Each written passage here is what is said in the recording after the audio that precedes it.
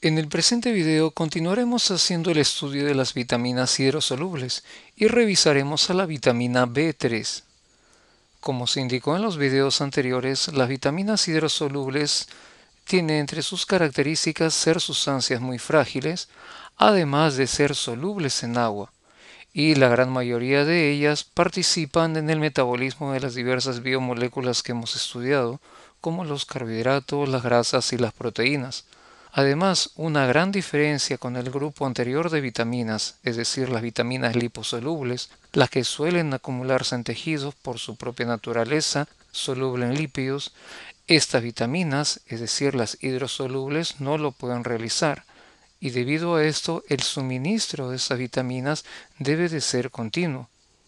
Por otro lado, en los diversos alimentos, estas vitaminas van a encontrarse unidas a coenzimas, y para su liberación en el aparato digestivo se requiere la presencia de enzimas muy específicas, y posteriormente, cuando son transportadas desde el aparato digestivo hacia la sangre y a los diversos tejidos, se requiere la presencia de proteínas transportadoras específicas para ese proceso.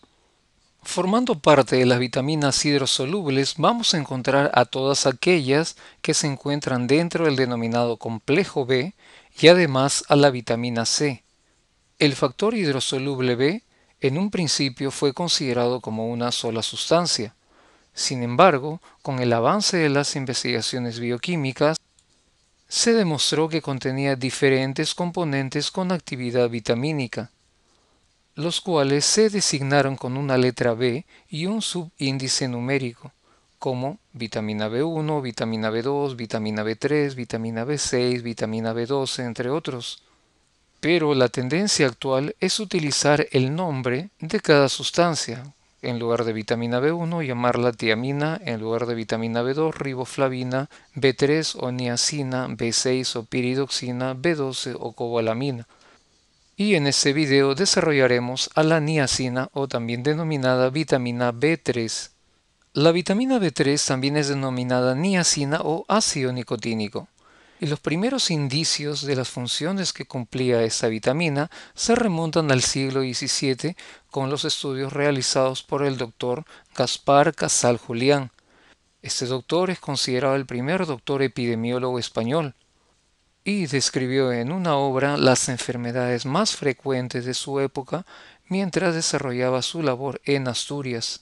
Fue el primero en describir y analizar a la enfermedad denominada el mal de la rosa, llamada así por una manifestación cutánea con presencia de una costra, la cual al desprenderse dejaba una cicatriz de color rojiza y con características muy brillantes.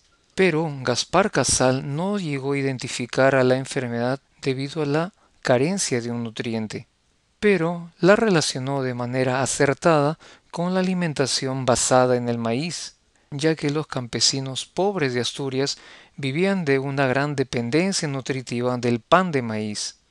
Unos años después, el médico italiano Francesco Frappoli, en el año 1771, sugiere un nuevo nombre para esta enfermedad y la denomina pelagra, debido a las características de las lesiones producidas. Y el término pelagra proviene de dos palabras italianas, pele, piel, y agra, áspera, basándose en los cambios que sufría la piel de los aquejados de esta dolencia. Posteriormente, esta denominación pelagra se fue imponiendo en la literatura de los países latinos y anglosajones.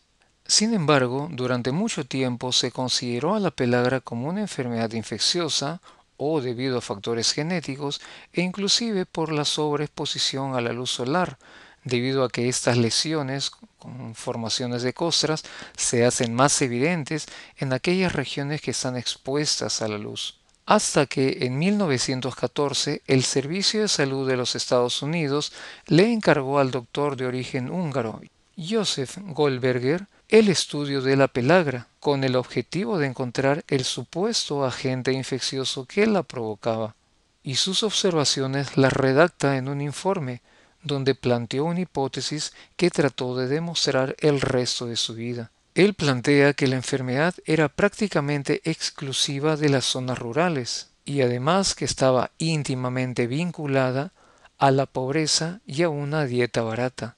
Por otro lado, también observó que ni las enfermeras ni los asistentes o empleados de los hospitales donde existían pacientes con esa enfermedad estaban contagiados.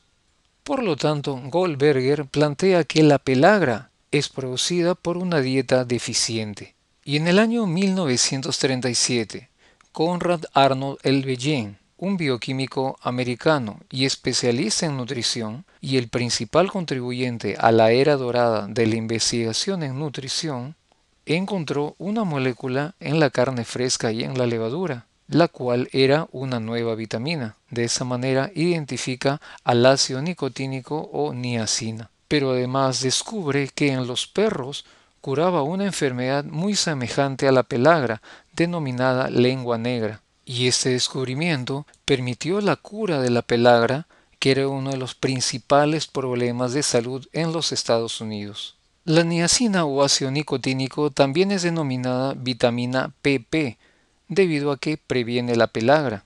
La niacina es un derivado de la piridina y se presenta de dos formas, como ácido nicotínico y como nicotinamida o niacinamida. Esta vitamina es una sustancia cristalina de color blanco que es soluble en el agua y sumamente estable en el aire. Y al igual que otras vitaminas del complejo B, pierde parte de su actividad ya sea al triturar, cortar en trozos pequeños o licuar el alimento. Podemos obtener esta vitamina a partir de los alimentos en su forma activa como coenzimas. La primera de ellas, el NAT o nicotin adenin dinucleótido, o el NADP, que es el nicotin adenin dinucleótido fosfato. La niacina proviene de dos formas. La primera de ellas a partir del aminoácido triptófano, el cual se convierte en nicotinato, que es un precursor de las coenzimas NAT o nicotin adenin dinucleótido y también del NADP o nicotin adenin dinucleótido fosfato. Y durante ese proceso van a intervenir el FAT o flavin adenin dinucleótido y el PLP o piridoxal fosfato. Y la segunda forma de obtener a la niacina es a partir de los alimentos. En los alimentos va a encontrarse en su forma activa, como hemos indicado, la coenzima NAT o nicotina en dinucleótido y el NADP o nicotina en dinucleótido fosfato, las cuales, antes de ser absorbidas por la mucosa intestinal, deben de transformarse en nicotinamida y en el ácido nicotínico. Y estos dos, luego de ser absorbidos, van a llegar al plasma y desde aquí van a ser transportados a los diversos órganos donde van a cumplir una función, como por ejemplo al cerebro o a los eritrocitos o al hígado y a los riñones. Los seres vivos obtienen la mayor parte de su energía a partir de las reacciones de óxido-reducción o reacciones redox. Estos procesos involucran la transferencia de electrones. Y la principal función de la niacina o vitamina B3 es actuar como las coenzimas NAT y NADP. Y estas coenzimas van a participar directamente en dichas reacciones de óxido-reducción transfiriendo electrones. Existen alrededor de 200 enzimas que van a requerir justamente de estas coenzimas NAT y NADP para participar en las funciones de óxido-reducción. Por ejemplo, el NAD participa con frecuencia en reacciones que liberan energía, y dichas reacciones involucran la degradación de moléculas que hemos revisado como carbohidratos, proteínas, grasas e inclusive el alcohol. Además, el NAD puede participar en el proceso de reparación del ADN y en la movilización del calcio. Por otro lado, el NADP es la forma fosforilada del NAD y participa directamente en los procesos de biosíntesis o anabolismo, y pueden incluirse dentro de estas a los ácidos grasos y al colesterol, y también en la oxidación de la glucosa 6-fosfato y de la ribosa 5-fosfato en la vía de las pentosas. Como hemos estado mencionando anteriormente, la pelagra viene a ser la última etapa de una deficiencia severa de niacina, y esta carencia de niacina lleva a la denominada enfermedad de las 3D, otro nombre con el cual se conoce a la pelagra, y que se caracteriza por la dermatitis, diarreas y demencia. Los primeros registros sobre esa enfermedad datan a partir del siglo XVIII en Europa, y esto luego de generalizarse el cultivo de maíz. Y esta enfermedad estaba asociada a poblaciones pobres que se alimentaban de maíz y de sorgo. Posteriormente, en el sur de los Estados Unidos y a inicios del siglo XX, la enfermedad era un problema muy común y también estaba asociada a poblaciones de bajos recursos que consumían productos derivados del maíz. Y sin embargo, esta enfermedad no era conocida en México. ¿Y debido a qué? Sabemos que en México el maíz es un alimento importantísimo en su dieta diaria, y el maíz contiene grandes cantidades de niacina, pero está de forma ligada, es decir, unida a otros compuestos y no puede ser utilizada por nuestro organismo. Pero un alimento tradicional de México es el consumo de tortillas de maíz, y durante su preparación se remoja el maíz en una solución de cal u óxido de calcio antes de cocinarlo, y este proceso produce la liberación de la niacina y aumenta su disponibilidad. Y la deficiencia de niacina o vitamina B3 va a ocasionar una sintomatología muy característica. La primera, una sintomatología en la piel, con una dermatitis característica, donde la piel se va a pigmentar, se vuelve opaca, se va a deshidratar, se crean escamas y pequeñas heridas con secreción. Esa sintomatología va a continuar y posteriormente se podrá apreciar una sintomatología en el sistema digestivo. Y en el aparato digestivo va a iniciar su manifestación con la presencia de un color rojo y brillante en la lengua y además vómitos y diarreas, y en una segunda etapa con dolor abdominal, mientras que la sintomatología neurológica se aprecian dolores de cabeza, apatía, fatiga y depresión. Inclusive puede presentarse demencia en una etapa final con poca memoria del paciente, debilidad en las piernas al pararse, ansiedad e insomnio, y en el peor de los casos puede llevar a la muerte. Finalmente, con respecto a las fuentes alimenticias que hay que consumir, tenemos que considerar que la niacina se encuentra en los alimentos en dos formas, como ácido nicotínico, y ese está presente en alimentos de origen vegetal, como por ejemplo en el maní, en los frijoles, en las habas y en el maíz.